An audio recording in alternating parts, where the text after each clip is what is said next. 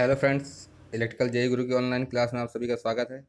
आज के इस वीडियो में हम लोग 25 महत्वपूर्ण प्रश्न और देखने वाले हैं। ये हमारा सेट नंबर 10 होने वाला है। इसके पहले सेट नंबर 9 हम लोग कवर कर चुके हैं। इसमें जो भी क्वेश्चन दिए गए हैं आपके आने वाले सभी एग्जाम में बहुत ही महत्वपूर्ण होने वाले हैं। इसको आप एक जीके जीएस या करंट अफेयर्स से लेके पढ़िए कि आपको डेली एक सेट प्रैक्टिस में करना है और इंग्लिश देख के बिल्कुल भी डरना नहीं है। तो आइए शुरू करते हैं। पहला क्वेश्चन हमारा ये रहा। इसमें हमसे कहा गया है the atomic number of copper. Copper का एटॉमिक नंबर कितना होता है? तो 29 होता है। कितना होता है? 29 होता है। कॉपर का एटॉमिक नंबर 29 होता है। अब ये क्वेश्चन क्यों पूछा गया? कि कॉपर जो है हमारा सबसे ज़्यादा कंडक्टिविटी होती है। अगर हम बात करें इलेक्ट्रिकल में, वैसे तो सिल्वर की सबसे ज़्यादा होती है, लेकिन जो सबसे ज़्यादा यूज़ होता है हमारा कॉपर यूज़ होता है। तो जनरली कभी कभी पूछा था कॉपर का एटॉमिक नंबर कितना होता है, परमाणु क्रमांक कितना होता है? 29 होता है। आगे बढ़ते हैं क्वेश्चन नंबर 2। क्वेश्चन नंबर 2 हमारा ये रहा। इसमें हमसे कहा गया what is the unit of dynamic temperature. Dynamic temperature की इकाई क्या होती है? तो जो भी हमारे यूज़ होते हैं इन सब चीज़ों में, केल्विन इसकी इकाई, केल्विन का हम लोग प्रयोग करते हैं। अगर सेंटीग्रेड दिया रहता है तो उसको हम लोग केल्विन में चेंज कर लेते हैं। तो केल्विन, ऑप्शन नंबर सी हमारा बिल्कुल सही होगा। क्वेश्चन नंबर 2 का ऑप्शन नंबर सी सही होगा। आगे बढ़ते हैं क्वेश्चन नंबर 3। क्वेश्चन नंबर 3 हमारा ये रहा। इसमें हमसे कहा गया है permanent magnet is made of. Permanent magnet हमारे किस चीज़ के बने होते हैं? तो सब लोग जानते होंगे परमानेंट मैग्नेट हमारे अलनिको के बने होते हैं। किसके? अलनिको को, जिसको हम लोग कहते हैं aluminium plus nickel plus cobalt. तो कौन सही होगा? Aluminium plus nickel plus cobalt, option number C हमारा बिल्कुल सही है। क्वेश्चन नंबर 3 का सी नंबर सही होगा। आगे बढ़ेंगे क्वेश्चन नंबर 4। क्वेश्चन नंबर 4 हमारा ये रहा। इसमें हमसे कहा गया है unit of voltage will be. Voltage की इकाई क्या होगी? तो वोल्टेज की तो वोल्ट तो होती है, सब लोग जानते होंगे। अगर हम बात करें वी बराबर डब्ल्यू अपॉन क्यू भी हमारा होता है। क्या था? वी बराबर डब्ल्यू अपॉन क्यू, और डब्ल्यू हमारा क्या होता है? जूल प्रति कूलाम। जूल प्रति कूलाम, यानी कि ऑप्शन नंबर ए हमारा बिल्कुल सही होगा। डब्ल्यू की इकाई में जूल हो गई, क्यू की कूलाम हो गई, जूल प्रति कूलाम। चौथे का हमारा ए नंबर सही होगा। आगे बढ़ेंगे क्वेश्चन नंबर 5। क्वेश्चन नंबर 5 हमारा ये रहा। इसमें हमसे कहा गया है initially a capacitor work as. प्रारंभ में एक कैपेसिटर किस तरीके से वर्क करता है? जब हम लोगों ने कैपेसिटर की बात की थी तो कैपेसिटर वर्क कैसा होता है, कुछ इस तरह की करेक्टरिस्टिक्स दर्शाता है। ये हमारी वी के लिए होती है, हमारी आई के लिए होती है। ठीक है, ये हमारी वी के लिए होती है, हमारी आई के लिए होती है। तो प्रारंभ में क्या है? करंट का मान क्या है? अधिकतम है। करंट का मान अधिकतम है, जबकि वोल्टेज कैसा? न्यूनतम। तो ऐसा कौन सा सर्किट में होता है? शॉर्ट सर्किट में होता है। ऑप्शन नंबर बी हमारा बिल्कुल सही होगा। आगे वाला क्वेश्चन नंबर 6। क्वेश्चन नंबर 6 हमारा ये रहा। इसमें हमसे कहा गया था rating of battery expressed in. Battery की रेटिंग किस में दर्शाई जाती है? तो आप जब भी कभी बैटरी देखेंगे मोबाइल की या किसी भी चीज़ की, तो उसमें लिखा होता है इतने एम्पियर आवर। इतने एम्पियर आवर की हमारी बैटरी है, यानी कि ऑप्शन नंबर बी हमारा बिल्कुल सही होगा। बैटरी की रेटिंग किस में होती है? एम्पियर आवर में होती है। चलिए क्वेश्चन नंबर 7 बढ़ते हैं। क्वेश्चन नंबर 7 हमारा ये रहा। इसमें हमसे कहा गया है if 220 volt heater is used on 110 volt supply, the heat produced by it will be. हमारे पास कितने? 220 वोल्ट का हीटर है, इसको हमने किससे लगा दिया? 110 वोल्ट से लगा दिया। अब जो है हीट उत्पन्न होगी वो कितनी उत्पन्न होगी? हम जानते हैं पी बराबर होता है वी स्क्वायर अपॉन आर के। तो जो पी हमारा होता है इन डायरेक्टली प्रोपोर्शनल होता है किसके? वी स्क्वायर के। पी हमारा डायरेक्टली प्रोपोर्शनल होता है वी स्क्वायर के। पहले वोल्टेज 220 था, अब वोल्टेज 110 हो गया, यानी कि कितना हो गया? आधा हो गया। जब वोल्टेज आधा हो गया तो पावर कितनी हो जाएगी? 1/4 हो जाएगी उसी के रिस्पेक्ट में। 1/4 हो जाएगी, यानी कि पावर कितनी? 1/4 हो जाएगी। ऑप्शन नंबर सी हमारा बिल्कुल सही होगा। क्वेश्चन नंबर 8 बढ़ते हैं। क्वेश्चन नंबर 8 हमारा ये रहा। इसमें हमसे कहा गया है if both number of turns and core length of an inductive coil are double, यानी कि हम लोगों ने क्या किया? एन को भी डबल कर दिया और एल को भी डबल कर दिया। इंडक्टेंस पर क्या प्रभाव पड़ेगा? तो सबसे पहली बात, हमें इंडक्टेंस का फॉर्मूला मालूम चाहिए। इंडक्टेंस का फॉर्मूला हमारी क्या होता है? तो इंडक्टेंस का फॉर्मूला हमारी होता है एल बराबर mu not an square A upon L. ये होता है फॉर्मूला हमारी किसके? इंडक्टेंस के लिए। तो एन को हमने दुगना कर दिया। एन कितना होगा? दुगना हो गया, यानी कि एल समानुपाती अगर एन के है तो ये कितना? 4 गुना हो गया। लेकिन साथ साथ हमने लंबाई भी तो दुगनी की है, लंबाई भी दुगनी की है, यानी कि एक 4 से 2 कट जाएगा, यानी कि 2 गुना आ जाएगा, यानी कि 2 गुना आ जाएगा, डबल हो जाएगा। कितना? डबल। 8वें का हमारा बी नंबर सही होगा। क्वेश्चन नंबर 9 बढ़ते हैं। क्वेश्चन नंबर 9 हमारा ये रहा। इसमें हमसे कहा गया है mutual inductance between two magnetic coupled coil depend. जो म्यूचुअल इंडक्टेंस होता है दो कपल्ड क्वाइलों में, किन किन बातों पर निर्भर करता है? हमारा एम बराबर के अंडर रूट L1 L2 होता है, सब लोग जानते होंगे। इसके बाद देखेंगे क्या किन किन बातों पर निर्भर करता है। नंबर ऑफ टर्न, अगर हम एल यहाँ पे निकालेंगे, एल बराबर mu not an square A upon L, यानी कि एन पे तो नंबर निर्भर करेगा करेगा। परमेबिलिटी भी करेगा और साथ साथ क्रॉस सेक्शनल एरिया पर भी करेगा, क्योंकि एल जो है हमारा mu not an square A upon L, इसमें परमेबिलिटी भी आ रही है, नंबर ऑफ टर्न भी आ रहे हैं और क्रॉस सेक्शनल एरिया भी आ रहा है, यानी कि all of the above. Option number D हमारा बिल्कुल सही होगा। क्वेश्चन नंबर 10 पे बढ़ते हैं। क्वेश्चन नंबर 10 हमारा ये रहा, इसमें हमसे कहा गया है for an RLC series circuit the current at series resonance is. अगर हम बात करें RLC कैसा सर्किट है, सीरीज सर्किट है, कई बार ये क्वेश्चन हो चुका, फिर से आज रिपीट हो रहा है।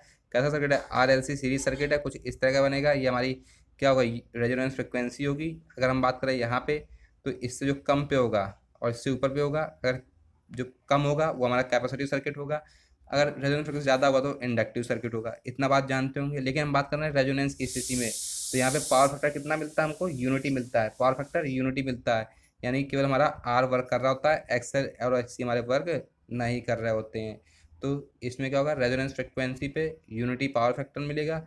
अब बात करेंगे इम्पीडेंस की। इम्पीडेंस कैसा होगा, इम्पीडेंस जो हमारा सबसे कम होगा, क्योंकि हमारा एक्सएल और एक्ससी वर्क नहीं करते हैं, तो जो हमारा इम्पीडेंस कम होगा तो करंट ज़्यादा होगी, यानी कि maximum current at unity power factor. Option number C हमारा बिल्कुल सही होगा। क्वेश्चन नंबर 10 का हमारा सी नंबर सही होगा। 11 पढ़ते हैं। क्वेश्चन नंबर 11 हमारा ये रहा है, इसमें हमसे कहा गया है what will be the capacity of 4 capacitor equal capacity C. हमारे पास 4 कैपेसिटर हैं और सभी कैसे जुड़े हुए हैं, सीरीज में जुड़े हुए हैं। सबकी कैपेसिटी कितनी है, सी सी सी है।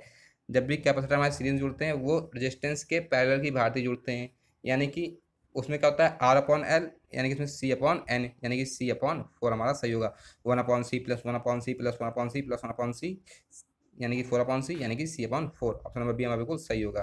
क्वेश्चन नंबर 10 का हमारा ऑप्शन नंबर बी सही होगा। क्वेश्चन नंबर 11 बढ़ते हैं। क्वेश्चन नंबर 11 हमारा ये रहा, इसमें हमसे कहा गया है the electrical flux and field intensity inside a conducting sphere. एक हमारे पास कैसा जो कंडक्टिंग ले जा रहा है, ठीक है, गोला है, इसके अंदर जो है इलेक्ट्रिकल फील्ड कितना होगा, तो कितना होगा, जीरो होगा। कितना होगा, जीरो होगा, क्योंकि चार्ज जीरो होगा इसलिए। क्वेश्चन नंबर 11 हमारा हो चुका है। क्वेश्चन नंबर 12 पढ़ते हैं। क्वेश्चन नंबर 12 हमारा ये रहा, इसमें हमसे कहा गया dielectric strength of medium is usually expressed in. जो माध्यम की डायलेक्ट्रिक स्ट्रेंथ या परावर्तित क्षमता कहें तो वो किस में नापी जाती है, चाहे हमारा ऑयल की हो चाहे वो हमारा एयर की हो, तो किस में नापी जाती है, किलो वोल्ट पर एमएम, किलो वोल्ट पर एमएम में नापी जाती है। अगर हम बात करें ट्रांसफार्मर वाली कितनी होती है, 33 kV पर एमएम होती है। ऑप्शन नंबर ए हमारा बिल्कुल सही होगा। क्वेश्चन नंबर 12 का हमारा ए सही होगा। 13 पढ़ते हैं। क्वेश्चन नंबर 13 हमारा ये रहा, इसमें हमसे कहा गया है the direction of magnetic line of forces.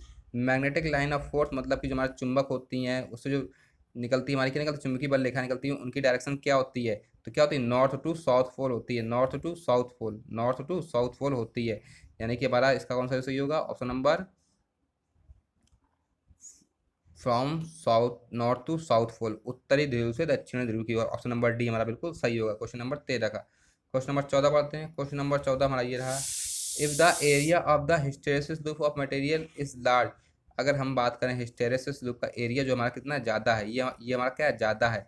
अगर ये हमारा ज़्यादा है तो हिस्टेरेसिस लॉस भी कैसा होगा, ज़्यादा होगा, यानी कि लार्ज भी होगा, हिस्टेरेसिस लॉस भी हमारा ज़्यादा होगा। क्वेश्चन नंबर 14 का हमारा बी बिल्कुल सही होगा। क्वेश्चन नंबर 15 बात हैं। क्वेश्चन नंबर 15 हमारा ये रहा, इसमें हमसे कहा गया है the superposition theorem is essentially based of the concept of. जो हमारी सुपरपोजिशन थ्योरम है वो किस सिद्धांत पे वर्क करती है, तो ये हमारी वर्क करती है किस पे, रेसिप्रोसिटी पे नहीं करती है, ठीक है, नॉन लीनियरिटी पे नहीं करती है, ड्यूलिटी पे नहीं करती है, केवल और केवल लीनियरिटी पे करती है, यानी कि ऑप्शन नंबर बी हमारे को सही होगा। लीनियरिटी पे वर्क करती है हमारी सुपरपोजिशन थ्योरम। चलिए क्वेश्चन नंबर 16 हमारा ये रहा, super position theorem is applicable for. Super position theorem हमारी किसके लिए एप्लीकेबल है, किसके लिए एप्लीकेबल है, हम बात करें वोल्टेज कैलकुलेशन के लिए तो एप्लीकेबल है, बाईलेटरल के लिए भी एप्लीकेबल है, पावर कैलकुलेशन के लिए एप्लीकेबल नहीं है।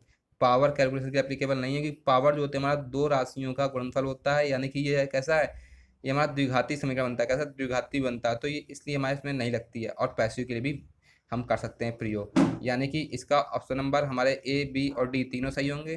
क्वेश्चन हमारा ये होना चाहिए इसमें कि superposition theorem is not applicable, क्या होना चाहिए, नॉट अप्लीकेबल, किसके लिए उपयोग में नहीं लाई जाती है। अगर यहाँ पे नॉट होता, अगर यहाँ पे नॉट होता तो हम लगाते कि पावर कैलकुलेशन के लिए उपयोग में नहीं लाई जाती है। क्वेश्चन नंबर 16 का हमारा सी सही होगा। क्वेश्चन नंबर 17 बढ़ते हैं। क्वेश्चन नंबर 17 हमारा ये रहा, इसमें हमसे कहा गया है a circuit component that oppose the change in circuit voltage. एक हमारे पास ऐसा सर्किट है, जो सर्किट हमारे पास कोई भी उपलब्ध है उसमें वोल्टेज के चेंज होने का विरोध कर रहा है। अगर वोल्टेज के चेंज होने का विरोध कर रहा है तो हमारा कैपेसिटर होगा। अगर करंट के चेंज होने का विरोध कर रहा है तो हमारा क्या होगा, इंडक्टर होगा। ये बहुत बेसिक सी बात है। अगर वोल्टेज चेंज होने का विरोध कर रहा है तो कैपेसिटर होगा, अगर करंट का चेंज होने का विरोध कर रहा है तो इंडक्टर होगा। ये बात याद याद रखेंगे। क्वेश्चन नंबर 18 बढ़ते हैं। क्वेश्चन नंबर 18 हमारा ये रहा। इसमें हमसे कहा गया है the value of current in series resonance in a series RLC circuit is affected by the value of.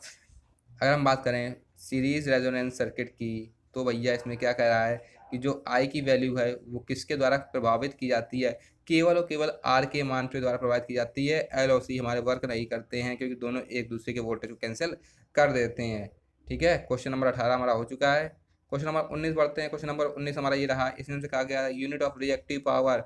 तो पावर हमारी तीन प्रकार की होती हैं, एक्टिव, रिएक्टिव, अपरेंट पावर। अगर हम बात करेंगे रिएक्टिव पावर की इकाई में आती VAR, वोल्ट एम्पियर रिएक्टिव आती है, एक्टिव की हमारी वाट आती है और अपरेंट की हमारी वोल्ट एम्पियर आती है। लेकिन हमसे रिएक्टिव की पूछा तो रिएक्टिव की हमारी क्या होगी, VAR। ऑप्शन नंबर सी हमारा बिल्कुल सही होगा। क्वेश्चन नंबर 20 बढ़ते हैं। क्वेश्चन नंबर 20 हमारा ये रहा। इसमें हमसे कहा गया है a component that oppose the change in circuit is. हमारे पास एक ऐसा कंपोनेंट है जो सर्किट में किसके चेंज कर रहा है। चलिए यहाँ पे दिया नहीं गया है, आप यहाँ पे करंट कर सकते हैं। किसके oppose the change in current, क्या कर लीजिए, current in the circuit. Current कर लीजिए। यहाँ पे करंट के बहने का विरोध करता है तो मैं कौन करता है, इंडक्टेंस करता है। क्या करता है, इंडक्टेंस जो हमारा है करंट के चेंज होने का विरोध करता है। यहाँ पे आप क्या करेंगे, चेंज इन करंट कर लेंगे। यहाँ पे आप चेंज इन करंट कर लेंगे। ऐसा सर्किट जो करंट के चेंज होने का विरोध करता है हमारा इंडक्टेंस होगा। ऑप्शन नंबर बी हमारा बिल्कुल सही होगा। क्वेश्चन नंबर 20 से क्वेश्चन नंबर 21 बढ़ते हैं। क्वेश्चन नंबर 21 हमारा ये रहा। इसमें हमसे कहा गया लॉपलास transform of unit step function. कैसा, यूनिट स्टेप फंक्शन का हमारा लॉपलास ट्रांसफॉर्मेशन 1/s होगा। 1/s होगा। ये जो है इंटर की थोड़ी सी मैथ है, इसमें थोड़ा देख सकते हैं। 1/s होगा, कभी कभी डायरेक्ट पूछ लेता है। क्वेश्चन नंबर 22 बढ़ते हैं। क्वेश्चन नंबर 22 हमारा ये रहा। इसमें हमसे कहा गया है फॉर अ वोल्टेज सोर्स, एक हमारे पास वोल्टेज सोर्स है, उसमें क्या गुण हो सकता है, terminal voltage is equal to the EMF source. Terminal voltage EMF source के बराबर होता है, ऐसा तो नहीं होता क्योंकि कुछ ना कुछ उसका इंटरनल रेजिस्टेंस होता है। अगर हमारे पास कोई वोल्टेज सोर्स है तो उसका कुछ ना कुछ इंटरनल रेजिस्टेंस होगा जिसके कारण यहाँ पे कुछ ना कुछ ड्रॉप हो जाएगा। जो हमको आउटपुट मिलेगा, जो हमें आउटपुट मिलेगा वो छोटा मिलेगा ईएमएफ से। यानी कि टर्मिनल वोल्टेज जो है हमारा हमेशा कैसा होगा, छोटा होगा। किससे, ईएमएफ से।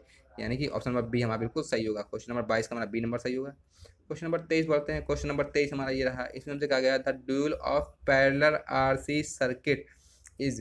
पैरेलल आरसी सर्किट का ड्यूल क्या है, मतलब कि पैरेलल आरसी सर्किट हमारे पास बना हुआ है, कुछ इस तरीके का सर्किट बना हुआ है। तो इसको हम लोग किस सर्किट में चेंज कर सकते हैं, अगर हम इसको चेंज करना चाहें तो इसको हम लोग सीरीज आरएल सर्किट में चेंज कर सकते हैं। ऑप्शन नंबर बी हमारा बिल्कुल सही होगा। 23वें का बी। 24 नंबर पढ़ते हैं। 24 नंबर हमारा ये रहा। इसमें हमसे कहा गया the number of independent loop for network with N node and B branch. हमारे पास कितने लूप बन सकते हैं अगर हमारे पास बी ब्रांचें हों और एन नोड हो। तो कई बार ये फार्मूला बता चुके हैं, एल बराबर बी माइनस का एन प्लस का 1 होता है। इस बात को आप याद रखेंगे, एल बराबर बी माइनस प्लस का 1 होता है। ठीक है, यानी कि बी माइनस एन प्लस 1। ऑप्शन नंबर सी हमारा बिल्कुल सही होगा। क्वेश्चन नंबर 25 बढ़ते हैं। क्वेश्चन नंबर 25 हमारा ये रहा। इसमें हमसे कहा गया है आयु नेटवर्क है 7 नोड्स 5 इंडिपेंडेंट लूप, यानी कि एल बराबर 5, एल बराबर 5, बी बराबर हमको 7 दिया गया है। नहीं, बी बराबर एल बराबर हमको 5 दिया गया है और एन बराबर हमको 7 दिया गया है। बी पूछा है हमसे तो क्या होगा, एल बराबर, यानी कि देखिए फॉर्मूला लिख लेते हैं हम लोग एक बार फिर से। एल बराबर बी माइनस का एन प्लस का 1। अब बी, एल हमको 5 दिया गया है, बी हमको पूछा गया है, एन हम कितना दिया गया है, 7 दिया गया है, प्लस का 1 कर देंगे। इसको आप जब सॉल्व करेंगे तो हमारा कितना आएगा, यहाँ पे कितना, -6 + 5, यानी कि बी बराबर 11 आ जाएगा हमारा, यानी कि बी बराबर 11। यानी कि ऑप्शन नंबर सी हमारा बिल्कुल सही होगा। क्वेश्चन नंबर 25 का हमारा सी नंबर सही होगा। तो ये हमारा आज का लास्ट क्वेश्चन था 25 नंबर। हमने जो है 25 क्वेश्चन को पूरे विस्तृत वर्णन सहित कवर कर लिया है। ये आने वाले एग्जाम में आपके सभी क्वेश्चन बहुत महत्वपूर्ण होने वाले हैं। अगर वीडियो पसंद आया हो तो लाइक, शेयर और सब्सक्राइब जरूर कीजिएगा। चलिए, धन्यवाद।